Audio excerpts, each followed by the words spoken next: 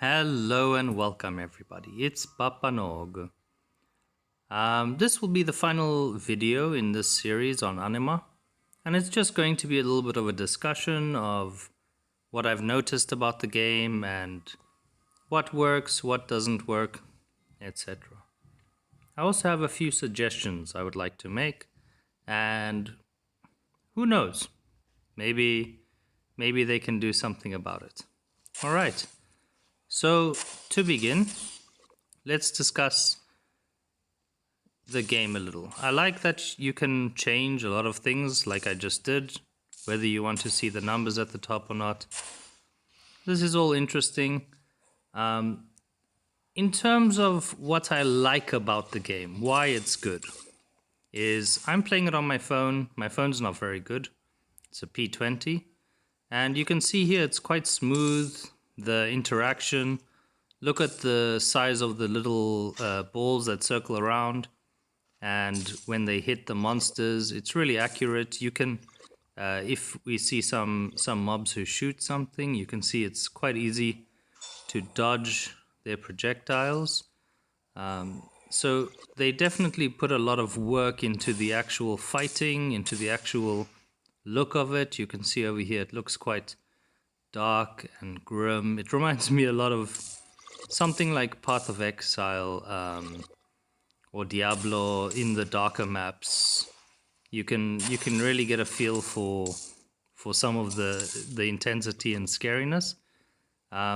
If we were to compare it a little bit to Path of Exile, it's that kind of gameplay. It's quick, it's fast. This is a little bit slower because maybe my character's not that strong, so I can't kill off these mobs very easily just by running. But you can see the gameplay is decent. And the way it reminds me of Path of Exile is it's like you are a god. You cannot really be defeated. You kill everything in one shot, except all of a sudden sometimes you can be one shot, right?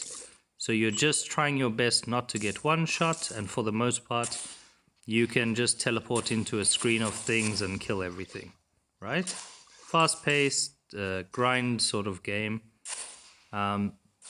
So fair enough. It can be fun. It can be a lot of fun. I've sunk a lot of time into it. The game size is also not too big. I think it's currently all in all about 600 megabytes on my phone. And it's a game that can take you hours and hours to play and a longer time to master, and you have to watch videos to figure out how to do everything. And you know, it can be a little bit difficult sometimes. There is a little bit of complexity. I really like that. I think that adds a lot to it. So it is just a fun game to play overall. I mean, that is why we play games, right? In terms of what I think could be improved, let's first talk about balance, right? There is no reason to start a character other than mage. If you start an archer, it's basically like playing the mage, but with this skill, multi-shoot. The only difference is that you'll be killed a lot. You also give up one slot because you have to wear a two-handed bow, and then you give up a slot. And look how much look how much good I'm getting from this slot, right? For magic find, for everything. Because I can put in the gems, right? So you just lose so much worth by making a mage. And with the warrior, it's a little bit better than the mage. I have a warrior mage, and it's a little bit better than the archer.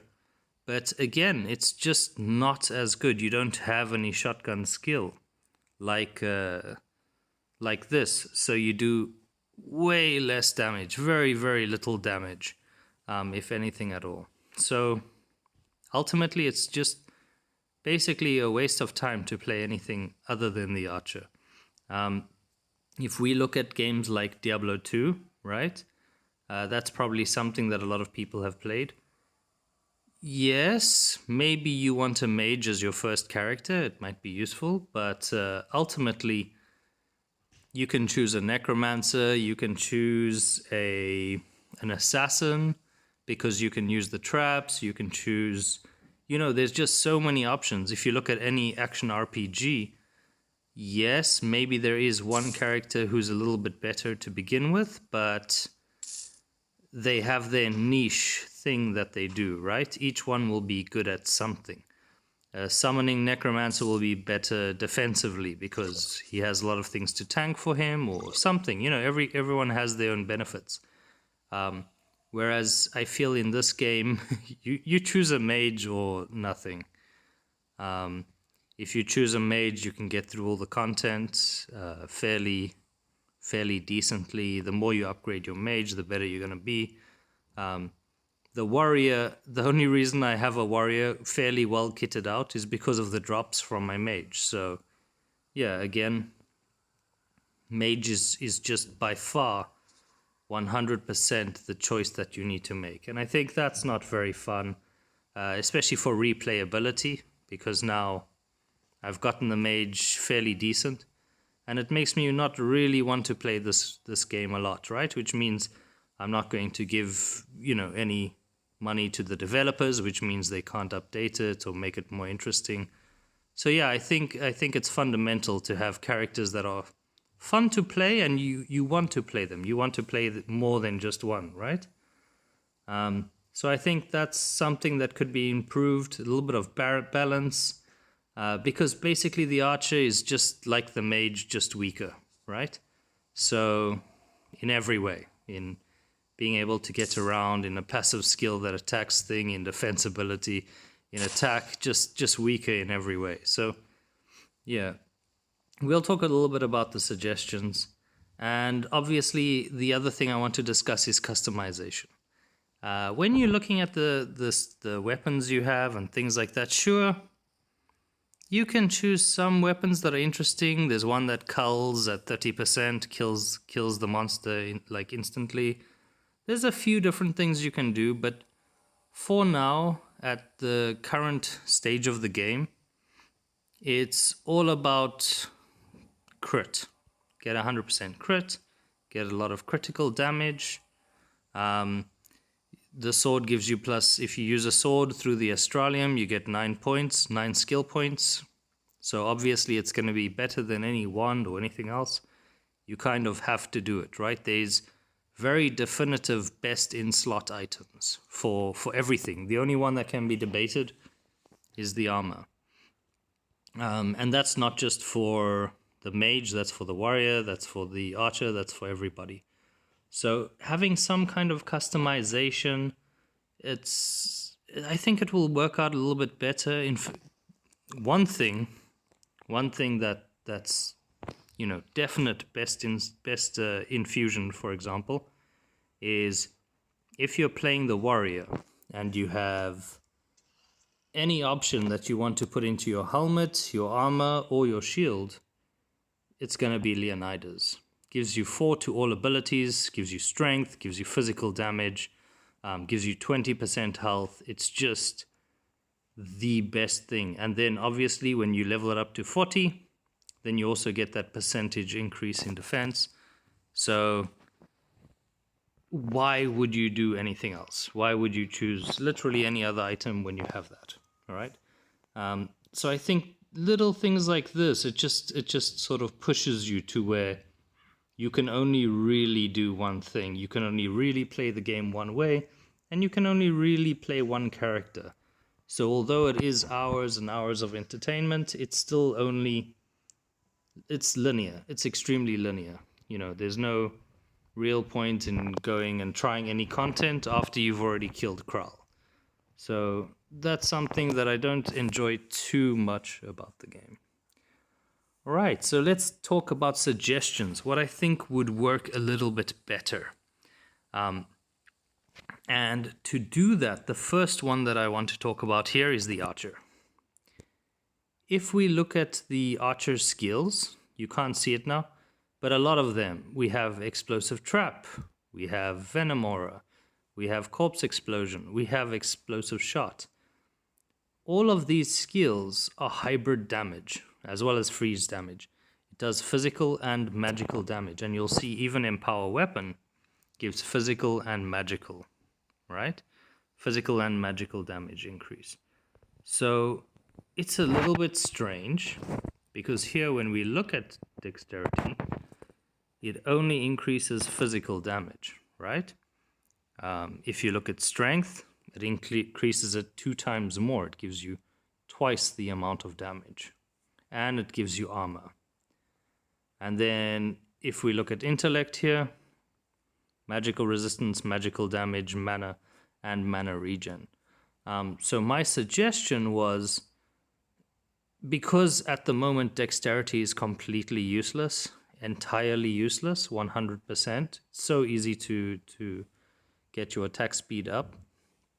If they want the archer to have some kind of an important role, they could try to make dexterity to where it increases physical and magical damage as well as attack speed. That way, if you're an archer and you choose one of these skills that do allow you to do multiple types of damage, right? Physical and magical, then you would want to put up dexterity, right? You don't get the defense from that you'd get through strength. You don't get the magical resist that you'd get through intellect.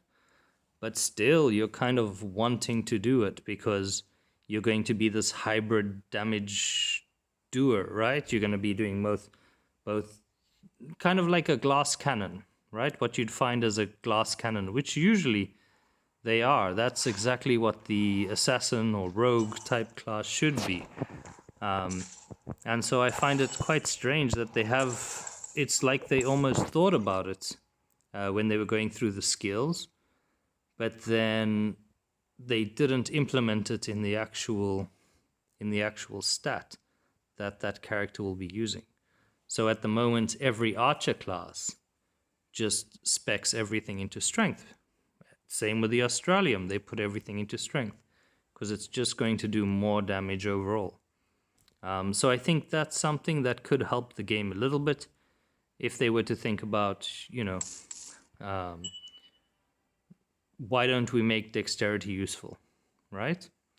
If they're worried that then, mages will maybe do half intellect, half dexterity to be able to get more damage, that's fine too, but then rather remove dexterity altogether, because at the moment it's completely useless, Maybe there could be a stat over here somewhere that's both strength, so you could have strength, intellect, and then instead of dexterity, strength and intellect, and instead of dexterity it could be half strength, half intellect, right? The same up here on this wheel.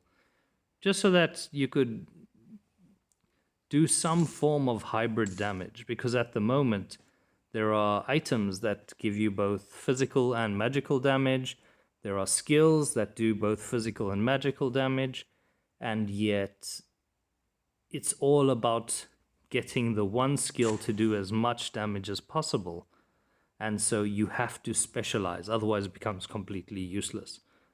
So later on, your archer, regardless of which skill you choose, or whether you go physical or magical or whatever the case might be, it just becomes irrelevant. The other damage becomes irrelevant when you're doing numbers of, however many billions.